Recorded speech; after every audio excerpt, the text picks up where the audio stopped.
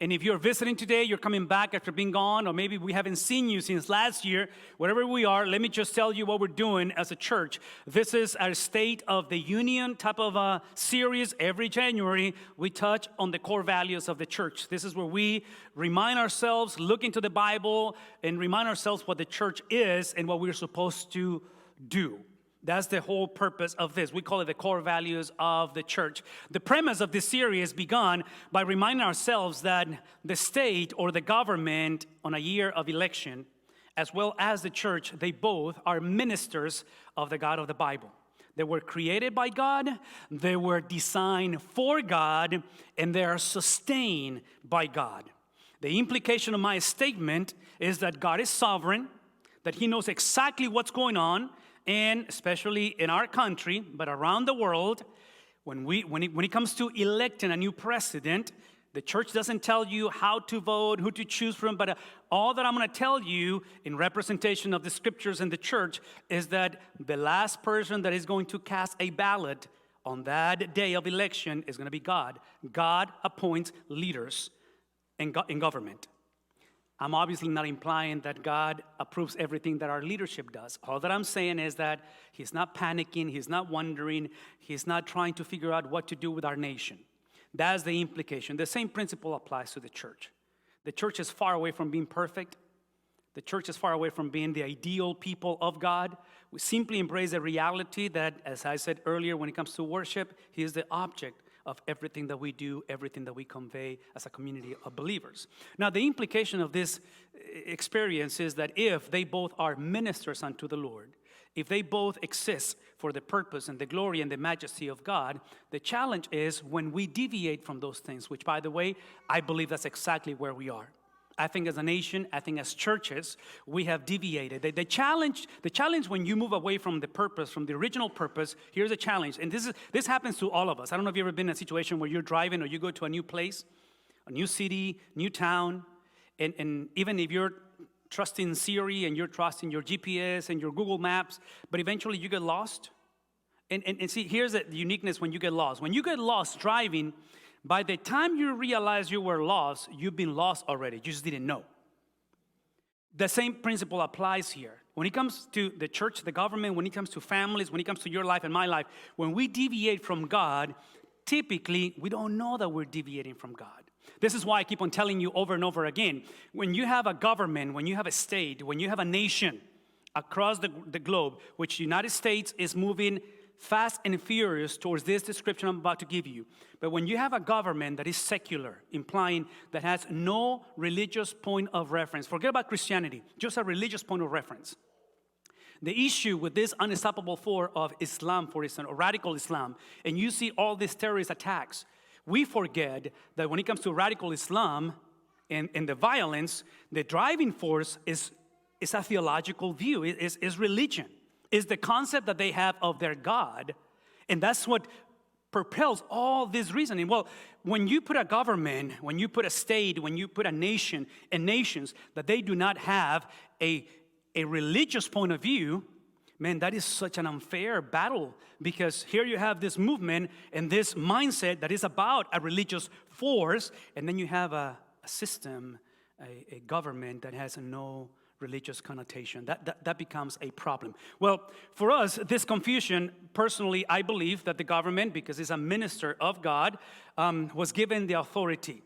The authority, and I'm fixing to describe what does that mean. The authority implies that the purpose of the government is to protect, to defend, and to maintain the sanctity of life. And when I use the term sanctity of life, especially sanctity, is based not simply that we are worth and our value, which it is. In other words, if my house is burning, and Josue, my youngest, is in his room, Trab, and then Chucho, my dog, is in the bathroom, and I have to choose between the two of them, I don't pray over who should I save. Chucho's got to go. I got to go over my son because of the worth and the value. And I just offended some animal lovers, I'm sorry. But I'm just telling you that the worth, value, the protection, the defense, and the maintaining of life is based on Genesis at the beginning of creation, when God, He breathed into humanity, and man became a living soul. What's the point? That the worth of our lives is based on who created us, and that the image of God, the likeness of God was placed on us. So the government is positioned in a place that through law enforcement, and we're deeply blessed of our system, especially as a father of a 21-year-old, she's 7 hours away from me. If my 21-year-old ever gets into trouble, dangerous situation, I'm blessed to have a system where she can dial 911 and someone hopefully comes for protection and aid. Is everybody tracking with me on that? So we're grateful for those things. The other thing is the sword. And again, this is a controversial topic because in the Bible, we talk about punishment, or we actually speak of capital punishment. I know those are controversial, but this kind of at the biblical perspective. Here's my point. When it comes to these practices, that's the authority that the government is given. Here's the tragedy, that our governments, our systems have moved, and I will argue to give them the benefit of the doubt because of the secular mind, have moved from authority to autonomy. So the issue in the United States most of the time is not the separation of state or government and church. The issue is the separation of government and God. Now, with that being said, here's what I mean by confusion. And I'm fixing to go after the church, so don't hear me say that I'm critical towards the government, because we are in deep trouble as a church, and I'm fixing to explain that. But here's what I mean with the confusion. And the confusion is that in the secular mind, in governmental areas, in leadership, and just society, not just the government, society, some people will argue against religion or God because they will say, the Bible, what's the logic of a God who uses, going back to animals, who uses a sacrificial system that sacrifices animals? And poor little things, innocent. But you go back to the Old Testament, there's a bunch of blood being shed, right? And then, the secular mind sometimes will say, this is the confusion, that they will say, okay, not only animals, but ultimately this God sacrifices his own son. Like, what kind of a barbarian is this God of yours, guys? That's kind of the thinking. Now, the same argument towards this, and again, you can look into slavery, and some people will argue, and which is true, the Bible never condemns slavery. I don't know if you ever read that in the Bible. But there is no commandment that says thou shalt not slave somebody or, purchase a person. The Bible never condemns that. And yet we fight for, religious liberty. We fought for civil rights, which we are grateful. We have a law enforcement system that protects our democracy, and all things are good. But the very same government, the same leadership, the same society has no issue with legalizing abortion. So did you see the unresolved tension of this? And here's my point. And again, I'm sounding critical, and I'm not going to apologize, but all that I'm trying to say is that once you move away from the purpose why it was created, you were created, here is the result of that. The result is that you're going to pick and choose whatever is convenient to you. And I don't know about you, but I've been in this world long enough that when I pick and choose whatever is convenient for me, it does not work for my wife, typically, much less for my kids, right? And here's the irony. Those are the people that I love the most. Isn't that ironic? Isn't that self-defeated? Isn't that self-inflicted pain? The church, oh my goodness. Are you ready? Buckle up. It's going to get a little ugly. Here's the problem with the church. Well, the problem with the church is you and I, people. So here we go. The issue with the church is that we have confused the same manner from authority to autonomy. We have confused salvation from moralism. Salvation from sanctification, salvation from conduct and ethics. Nothing wrong with being moral, nothing wrong with sanctification and growing into the image of Jesus, but that is not salvation. Salvation is not that you receive Christ, you try your best, and hopefully you don't go back to the previous behavior. Hopefully nobody finds out what you did when you were 17. See, that's not salvation.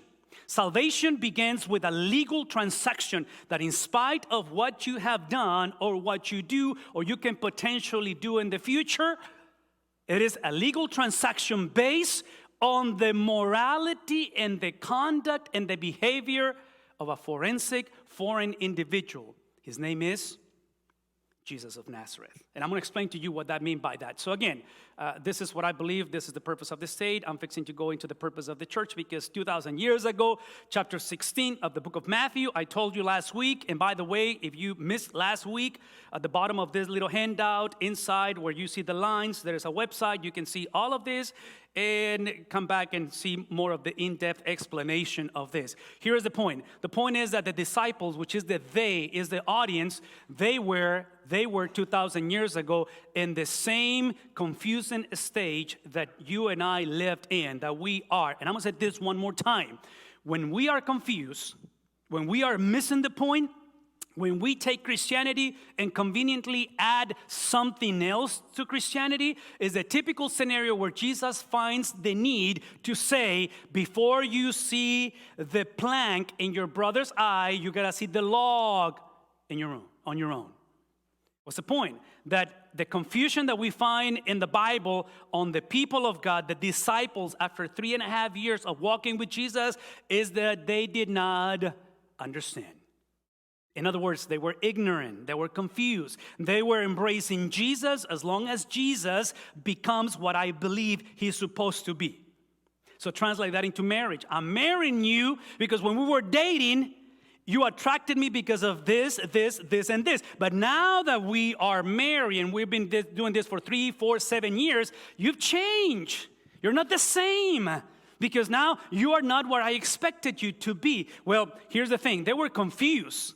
And there, Jesus is about to drop this humongous bomb, this humongous earthquake where their confusion is going to become where they think that Jesus is wrong and they're right. So he says, hey, I'm telling you everything else previously, verses 1 through 11, that we have not read, but you can always read it because it's the Bible and you have access to the Bible. So I'm telling you that this is not about you guarding yourself, you remaining ignorant over the use of the yeast used in bread. But the issue is the falseness, is the falsehood, is the confusion, is the misunderstanding, is the brokenness of the teaching of the religious leaders of the day. What was the confusion? Here's the confusion. The confusion is that these leaders, they wanted to begin with themselves. When you begin any conversation, whether it's your tiredness, your busyness, maybe your unemployment, maybe the success that you have had, maybe the fact that you're retired and you're enjoying life like never before, maybe it's the fact that you're single and you wish you were not single, whatever you are, whatever the topic in your life is, if you begin with you, you're going to end it up by default, not that you want to do this, but by default, you make God a cosmic butler. You make God whatever you think God is supposed to be to you. And that explains why many of us as Christians, remember, the audience are Christians. I wish and the audience was the government who are non-Christian in this time in history. The government is Rome. They are not followers of Jesus. This is the people of God, from Sadducees and Pharisees and the disciples. Everybody should have known this, that God is no cosmic butler. That God is not coming to bless your agenda, what you feel, what you think, what you come from, what your fears are. He came to literally rule over everything. So the implication, watch this, is that when you begin with you, your lifestyle becomes justifiable in your mind. So the way that you treat one another, the way that you have not forgiven yourself of others, the way that you deal with your money, with your fears, look at me, the way you deal with your sexuality makes perfect sense because it's about you. So this is why I don't believe there is such a thing as a Christian nation. I believe that there are nations who embrace the worldview of Jesus. You see the difference? I don't believe that there's Christian schools. I think there are schools who embrace the worldview of there are no Christian businesses. There are businesses who operate and do life and businesses through the lenses of the God who rules over everything. Well, for us, this was the issue. The Pharisees and Sadducees, they were not denying God as long as God is whatever I say, whoever I say he is. Well, the problem with that is that, again, it perpetuated this mindset of autonomy versus authority, the concept of salvation with moralism. And I mean, this is the generation that they will walk into the sanctuary, they will walk into the synagogue, and the prayer, because prayer is important, right? And the object of prayer is equally important, but listen to the prayer. In the name of the God they were praying to, and the habit of praying, I thank you because I am not like my brother. How does that sound? should be a post on social media, right? With a selfie. Yeah. Thank you, because I'm not like them. That's exactly what that's confusion. That's exactly what we have done. So in this case, what Jesus is inviting and is fixing to invite the disciples to do is to take the same principles in reverse order. And the reverse order is that life begins not with you. Life begins with, Jesus is, it begins with me. It's about me. And here's why it's about me. Because it is everything that I have said about who I am. This is not about what you, boys and girls, think of me. Your opinion, your discipleship, your training, your biblical studies, whatever is it that you come from, those are legit, and we can discuss it, romanticize, put them on Facebook. But ultimately, here's the crucial thing. What is it that Jesus said about himself, and what's your view over what he said about himself? It's not about what you think of him. It's about what you think or what he thinks about him. Tracking? That's where the conversation is. Because now, look at this. If you begin with that, then his lifestyle is going to make sense. How do I know that that was not the case for the disciples? This is how I know. Because lifestyle-wise, worldview, Jesus' commission, passion, purpose was to suffer. He came to suffer. Not because he likes suffering, not because the Romans were in charge, not because Satan rules the world. All those things are true. And they were in charge, and Satan rules the world. Here's the reason why he had to suffer. Because life is not about evil, hell, suffering. Life is about God. And Jesus came to please the Father. And I'm fixing to explain to you what that entails in sense of suffering. But ultimately, here is why Jesus is a disappointment to these people 2,000 years ago. It's because Jesus said, I'm not simply going to suffer. I am Isaiah 53. I am the suffering servant. Which, by the way, that's exactly who you were supposed to be from day one. Because when I call Abraham to call a family, to call a family, to call a nation, to call a nation, to call the world. And because Abraham failed, because the family failed, and then the nation failed, then through Abraham, through the family, through the nation, eventually I brought up a seed, the seed of the woman. And that seed is Jesus of Nazareth. So in this case, once Jesus portrays, think about it. He begins his whole ministry with Matthew chapter 5, Matthew chapter 6, Matthew chapter 7. We call that the Sermon of the Mountain. And if you read that sermon, it makes no sense. It makes no sense. Here's why. Because look at the audience. The audience is a third world country, a bunch of people who they had an idea of who God was or is. And Jesus conveys a message where ultimately he's saying, I am not a rabbi teaching about God. I am God who is teaching you. In other words, here's what I'm trying to tell you. If you don't embrace everything that he said about himself, his lifestyle is not going to make sense because nobody 2,000 years ago expected God made flesh. They expected for God to intervene, but I want you to intervene to deliver us, the way that I think you should deliver us. And God says, no. I'm not coming to deliver you the way that you want to be delivered because the blindness, the brokenness, the darkness in your soul is something that you're not able to see because you are blind, because you are deaf. In other words, all that I'm saying is that if you're not a Christian, I'm not expecting you to behave like a Christian. But if you profess faith in Jesus Christ, that's a different conversation. That's completely, because now my question, your question towards me and to you is, do you know what he said about himself?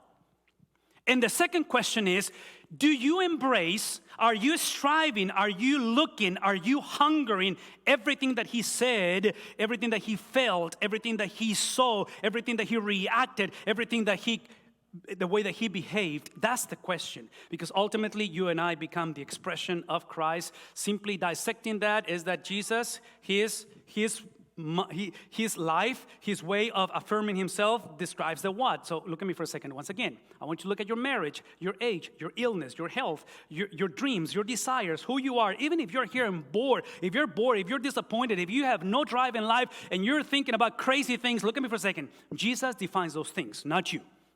So if you need therapy, you need counseling, you need medication, I'm all for those things, find the help. But ultimately, your issue is what Jesus said about whatever issue you're facing.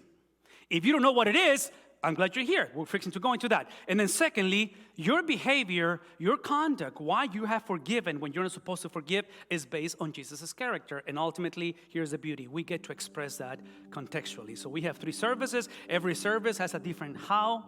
And the beauty of having 34 Germans coming in the next month and a half, and they're gonna express Christianity a little different from the way we do it. That's perfectly fine, because this is non-negotiable. This can potentially be negotiated. Why? Because the freedom that we have in Jesus is that we contextualize it according to the need.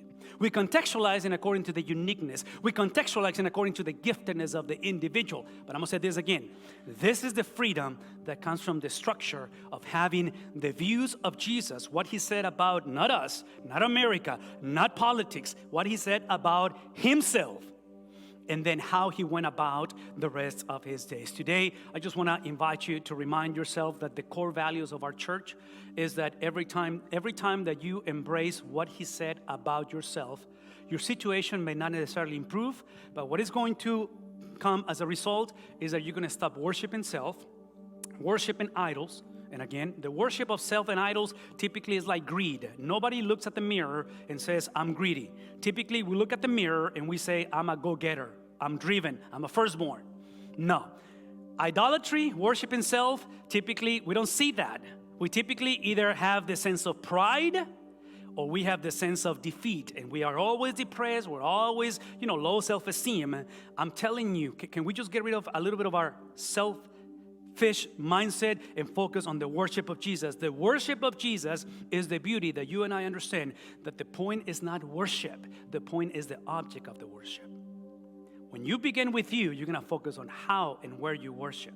Well, this experience translates into this beautiful experience of community, this understanding that the worldview of Jesus the worldview of Jesus cannot be embraced on your own. When you were baptized, if you ever gone through water baptism, you were brought into the immersion into water, and you die to worship in self, or worship in pain, or worship in whatever you have been worshiping, okay, prior to Jesus. You die to those things. You come out of the water embracing everything that Jesus said about himself. But when you come out of the water as a brand new worshiper, now Jesus is the object, implies that you come now into a family of worshipers. Next week, we're going to expand this. Today, what I want us to do, I want us to focus simply on what that worship is. In the same conversation, Peter pronounces, exercises, proclaims worship. And basically what Peter says, because again, I don't have the time, and again, go back and watch whatever it is online, but last week I went through the verses before where Jesus says, who do people say that I am? Well, John the Baptist, Jeremiah, Elijah, one of the prophets. And then he says, who do you say I am? And Peter says, you are who you said you are. Now, if it was up to Peter, well, he actually said it, because in the next few verses, if you read, Jesus is going to announce his crucifixion, his death, and Peter says, never, never, never will I let you, be crucified or killed. And Jesus says, get behind me, Satan. So here's my point. That there is a point in the conversation when Peter brings his opinion over who Jesus is supposed to be. And he says, there is no way you can be a suffering servant. There's no way you can be crucified. And Jesus says, Peter, this is not about what you think I am. This is about what my heavenly Father said I am. And I am Messiah. I am the promised one. I am the God who again has come and dwelt, that my task, my work of how many years? 33 years on earth is the task that must define the confusion of our day to day. The way Jesus conducted himself is the way we're supposed to engage in every facet, every area of life, implying that this work, and again, this is a loaded statement that I don't have the time to unload it, but what I'm saying is that this right here, the work of Jesus, his messiahship, if there's a word like that, his lifestyle, has been accredited and given to you. It resides in you. How do I know this? Why is this important? Because the issue of Peter, the issue of the disciples, the issue of the Pharisees and Sadducees, the issue of a government, the issue of your family, the issue of my life as a whole is not that we need to change our behavior, although we do. The issue is that based on who God is, you and I are destined to hell. There is no hope for you and I. In other words, we don't come to church to hopefully get some sort of a coaching, some sort of a training, some sort of a, podcast or some sort of a tools to get through this season of life of, as a single person, as a married person, as a divorced. Come on, guys. Come on. That's prosperity gospel. The gospel of Jesus says, all have sinned and we have fallen from the majesty, the glory of God. Well, here's the implication, because this is not about conduct and behavior. It's not. Salvation is about condemnation. It's about that you need to be saved from the condemnation of God, which the condemnation of God, here's what I mean by condemnation. The righteousness of God, the character of God. God is righteous, God is holy, and God, through the law, He gave of His righteousness. So the righteousness of God given to us through the law says that the soul that sins shall die. So the one who never sinned, he died. Correct? Because, again, just think about it. Moses, back at the beginning of the journey, the people of God disobey. The people of God try to violate the righteousness of God. And God says, Moses, if you move out of the way, I'm gonna do genocide. Talking about a barbarian God. I'm gonna delete 2.7 million people that came out of Egypt. I'm gonna wipe them out of the earth, and I'm gonna start a brand new race with you. And Moses says, look at Moses. Moses says, whoa, time out. Kill me on their behalf. And you know what the answer is from God? God tells Moses, your death will be pointless because you don't satisfy the perfection of God. There had to be death, but a perfect death. His name is Messiah. His name is Jesus. So the crucifixion of Jesus is the righteousness of God being exercised. But again, this is what God did. This is what God is. He is not wrath. He exercises wrath because of His righteousness, but He is love. How do I know this? Because the same God who demanded righteousness is the one who provided the righteous one.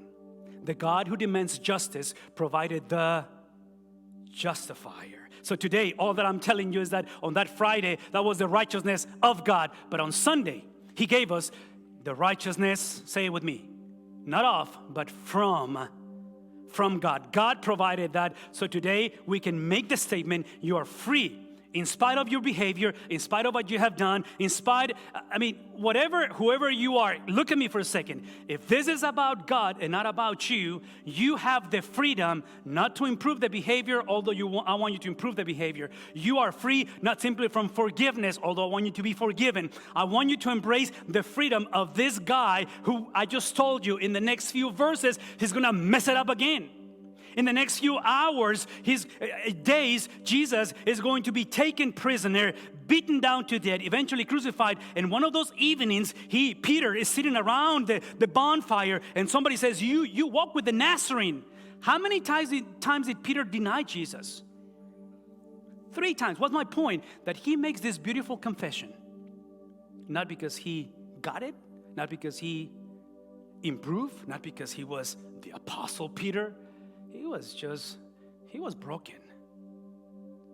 He had issues. Would you agree to that? I mean, how blind can you be if you walk with Jesus and Peter walk on water and you still deny Jesus? Isn't that your story? Am I describing your growing up in church? What am I saying? I mean, come on, guys. Look at the beauty. This freedom. This beauty of the gospel is that now you're free to declare that He is. I'm afraid that some of us, we come to church because we want the freedom to declare who we think we are. And I'm all for you. I'm all for your, goals and desires and your dreams. I'm all for you improving. If you're sick, I want you to get healed. If you're struggling with, self-worth or maybe depression, maybe financially, I want you to improve. But I'm going to say this one more time. Freedom is the ability to declare that Jesus is who he said he is. And look at the beauty of this.